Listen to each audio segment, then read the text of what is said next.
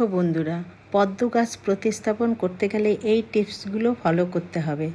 দেখো, কাদার থেকে সুন্দর করে টিউবগুলো আলাদা করে জলে দিয়ে ভালো করে ধুয়ে নিলাম।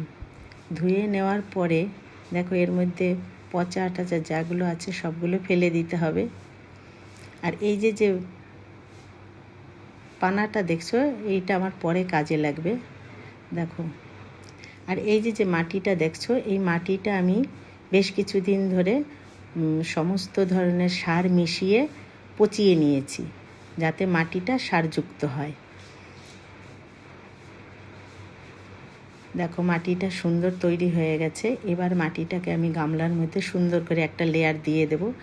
তারপরে দিয়ে দেব কিছু একটা ভার্মিকম্পোস্টের লেয়ার, দেব কিছু ফাঙ্গাসাইড, যাতে কোনো রকম কীটনাশক ওর মধ্যে না হয়। জল দিয়ে মাটিটাকে একটু কাদা কাদা করে নেব, যাতে টিউবগুলো লাগাতে সুবিধা হয়। দেখো, এবার টিউবগুলো আমি সাইড ধরে আস্তে আস্তে টিউবগুলো বসিয়ে দেব সুন্দর করে। তারপরে সুন্দর করে জল দিয়ে দেব। এই জলের মধ্যে এই যে কচুরিপানার মতন যে এইগুলো ভাসছে, এইগুলো দিয়ে দিলে জলটা পরিষ্কারও থাকবে এবং রোদটা পড়বে না, জলটা ঠান্ডা থাকবে। দেখো, তার ফলাফল কত সুন্দর সাদা পদ্ম হয়েছে। দেখো, সুন্দর ফুল।